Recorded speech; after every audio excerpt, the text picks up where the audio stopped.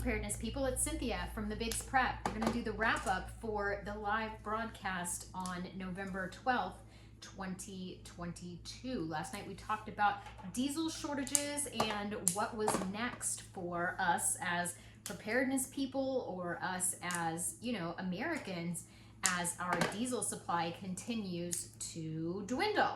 At the end of this video, I'm going to give you a little tour of my fall garden, just a little tiny one. I just hauled in these green beans from the garden, and some nice collard greens too. So I read from an article posted by Newsweek magazine how a diesel shortage could cripple the US economy. And there were lots of great comments in the chat as to what everybody thought was going to happen next, what they thought the impacts were going to be. So as of Friday, October 14th, the U.S. had 25.4 days of diesel supply left in storage, according to the Energy Information Administration here in the United States. For the past 2 years, there have been pandemic issues, climate pledges promising to invest in more like renewable and green energies. So this has reduced the capacity for production in the United States of diesel. So that's one of the ripple effects. Then we talked about the tight supply of diesel has kind of been made worse by a ban on imports from the Bear Country, which we used to import quite a bit of our crude product to the United States, and then the U.S. Refineries would go ahead and refine that out in the Gulf of Mexico. So that's not happening. So U.S. refineries are also undergoing what they're calling a seasonal maintenance, which never really seemed to bother anything in the supply chain before, but now it seems to be a reason, which I don't understand that, but whatever.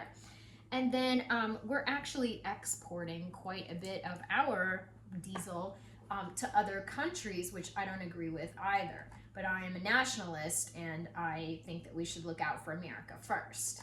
So the demand for diesel rises in the wintertime because the diesel and home heating oil are actually very similar. So there's just like a similar molecule in the formula for making both. And then let me just go down through the article a little bit more.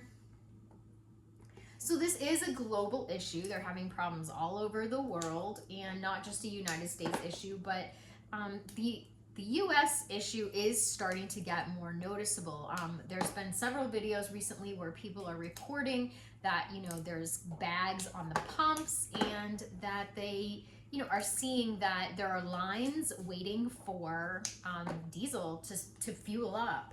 And it doesn't seem to have affected regular gas quite as much as the diesel.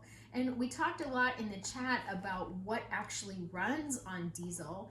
And there were some great comments about how EMS vehicles run on diesel. So if you need an ambulance, fire truck, any of that stuff, that's all diesel. And another of my subscribers actually said that school buses run on diesel. So if we're expecting to get our kiddos to school, that's going to be something that we'll need to address coming here really soon.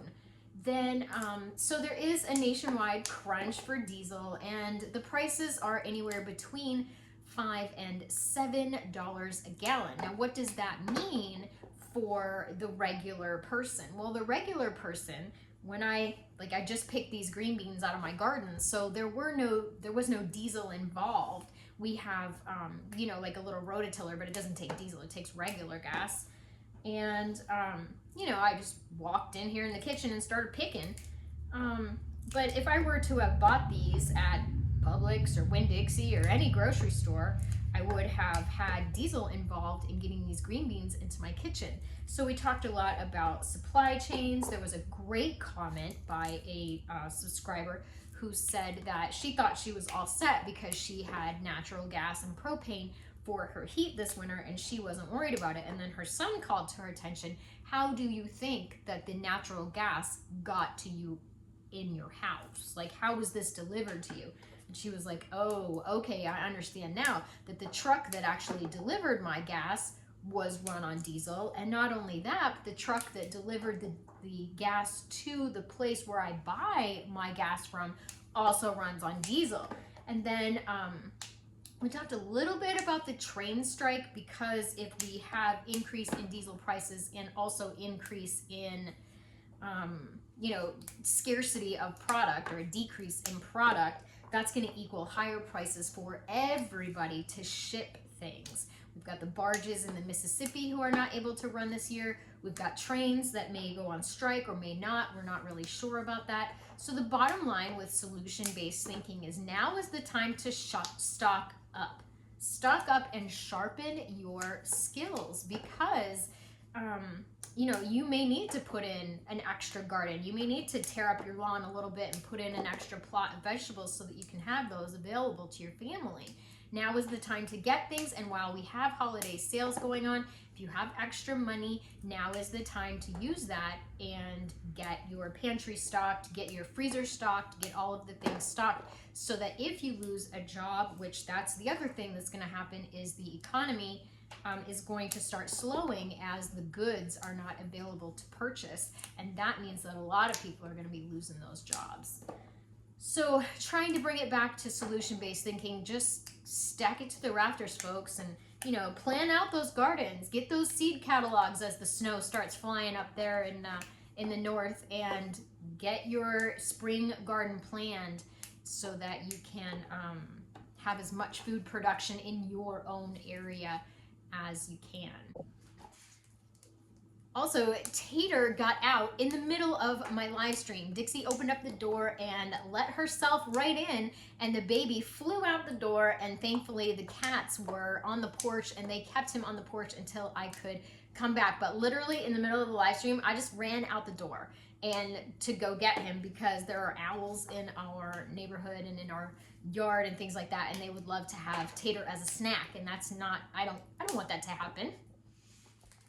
But I was able to get him, and he is safe. So thank you to everybody who just hung out for a second while I just literally ran out the door. It was crazy. And now let's do Win of the Week. Yay! I love Win of the Week. Look for the community post for Win of the Week every Thursday on the community tab on my channel. That's where I shout out all the people that had a Win of the Week. Let's get right into it. Holly Cowan, no official win of the week other than thinking of and supporting our soldiers this Remembrance Day. I'm a Canadian soldier, and I'm thinking of all the fallen today, those who are currently serving and supported by their loved ones. So sending out a prayer to all the families and all the troops for a more peaceful future. Amen. Lori's Thrifty Kitchen Pantry. If you haven't checked out Lori's channel, go do it. She's amazing. My win of the week was making it through the Hurricane Nicole with no damage. We got pounded with hours of rain that we didn't need. My neighbor's tarp came off her roof, which I expected. She lost her roof during Ian, and now the tarp as well. Other than that, I'm ready to focus on Thanksgiving and holiday cooking. Carol, my win of the week was shopping at ShopRite. I made a list from the sales flyer, mostly prepping items. Good for you, Carol. Total spent $103.97, and total saved was $92.76. Placed 5 boxes of mac and cheese in the donation bin on my way out. And we did talk a little bit about how generous most preppers really are. Joanne the singer. Hi, Joanne. Win of the week, stopped at Sprouts Tuesday evening while getting a cart, and there was a sign that caught her eye that pumpkin pies were marked down to 25 cents each. So don't you know, she loaded up her cart with 8 of them, took them home and fed them to her chickens, which I would put some of those in my belly, at least one. Win of the week for Michelle Moon. My children are hearing me. My daughter cooked dinner and only put half of the available 3 cups of meat in my soup. She said prices are going up, and she thought she could get one more meal out of that meat supply, and I think that's fantastic. Mrs. S, Veterans Day is Friday. If you served in the military and you have an ID, you can take those documents to various restaurants and get discounts, and also like free stuff, which is great. And you never be afraid to ask for a military discount. Never be afraid to ask for any kind of discount. The worst they can say is no. Katie Trapnell, I was blessed at church today by my church family with a $100 gift card to the grocery store. Huge blessing since hubby has been out of work since August because he broke his leg. Another win, her mom's hysterectomy went well and she's home recovering, sore but recovering. Girl, I've been there. Our home renovation is finally done with mudding and finishing. Now I'm going to clean up and start painting.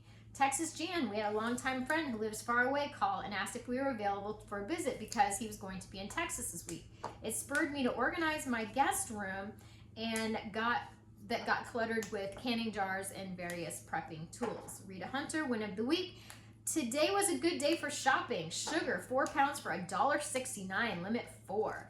Butter, for 2 pounds for $4, limit 6. Canned corn and green beans, 6 for $2, limit 24. Brown sugar and confectioner sugar on sale. Potatoes on sale. Turkey, 49 cents a pound, which is great. Chocolate chips were on sale. Gallons of milk to freeze. Man, she just stocked up, and I am so proud of those people out there taking advantage of those holiday sales. I think now is the time to do that. I personally have 3 turkeys in my freezer right now. Let's just be real. Okay, USMC, win of the week. One of our daughters-in-law asked me if she should start prepping with a big heart. I found macaroni and cheese at Aldi again. Yo Man says, I picked up 5 18-count eggs at Kroger for $1.99 each. I love those egg deals. And Orlando Prepper popped in and said that his wife, Lady Prepper, had learned how to dehydrate eggs, and that was their win of the week. And if you haven't checked out Orlando Prepper live on Mondays, I love their live. Holly, win of the week. She's improving on baking cookies with only shelf-stable ingredients. And she's been getting all of her doctor's appointments done. She likes to have a few cookies in between for a treat. So she's been using butter and ghee and mashed bananas and all kinds of different things. Michelle J, not a win of the week really, but I did my first $5 Friday haul. Oh my gosh, $5 Friday, I'm loving the whole series. I'm loving all the channels that are participating. Who's Your Prepper Nurse is doing that, which I was in she was in the chat last night, all over her channel yesterday. City Girl Homestead is doing it, and Sassy Gal Prepping, the OG and inspiration for $5 Fridays. So she did her first $5 Friday, got 4-pound bags of pintos for $2.75. And then she helped at her local food bank in the morning for the very first time. So like I said, preppers are normally so generous. Jennifer Kingsbury got a promotion at work, a higher salary, better hours, and no more night shifts. So that means she won't be so exhausted all the time, and she'll have more time for prepping in the evenings. Tammy Hughes worked 64 hours this week, 5 pounds of butter, stocked canned tomatoes and tomato sauce, 21 cans of tomato cream, 21 cans of Campbell's cream of chicken soup. Child of God, some more canning, some more organization, still far more to do, but moving forward and looking up. Glenn Anderson was win of the week, slow week, only canned 11 quarts of pinto beans. Not sexy, but very functional. Karen Bell, win of the week. My Meyer had 3-pound bags of Gala apples and onions for $1. Girl, I'd have hustled on over there. I got 5 bags of apples to can apples, applesauce, and of course apple cider vinegar with the peels, and 2 bags of onions. Barbara B in Florida got 160 pounds of chicken breasts for $1.50 a pound. She canned 120 pounds so far. My goodness, that is a busy lady. Megan Donahue got up an hour earlier this week. Oh wait, never mind, because of the time change. I thought that was so cute. Amy Shamlin got London broiled buy one get one free 1-pound country style pork breakfast sausage for $1.99, and it was $3.99 originally, so she stocked up. Kendra full of joy. I'm so stinking excited. I started my channel August 2021 and finally reached 500 subscribers November 10th, 2022. It's a small thing, but it made my heart thump. She has a really good channel over there. Go check her out. Who's Your Prepping Nurse? Win of the week. The other day, I opened the oven door. I love this one. She opened the oven door. It was a long comment, but the screw was missing. The handle came off, the outside came off, everything came off. And she was like, man, I do not want to buy another oven right now. She just put windows in her house. So she got on YouTube and got a video, and then she just blindly got a screw, and the whole repair cost her $10. That is rocking to me, rocking, because she saved herself probably $600 or $700 on a new oven or a repair cost at least of $50 to $150, $200, who knows? So I am so proud of Sally for rocking a prepper skill, man. That's a prepper skill. I love it. And girl power. And that's it. That is it for Win of the Week. Thank you so much. Y'all have been so generous with your comments. And we did have some super chats last night. We have enough to send a box over to the troops again. And I know that they are so thankful for it. With the holiday season, I know everyone's missing their families. And the slog of being deployed is really starting to hit them. The mood there has changed from one of, you know, this is exciting and it's an adventure to, you know, now it's reality. It's snowing. I know that my son in particular misses Florida terribly when it snows. So there we have it. Thank you so much for watching.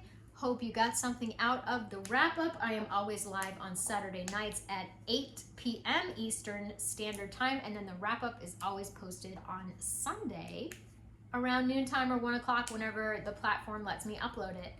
Thank you again, and remember everybody, I'd rather be a year early than a day late. Bye-bye!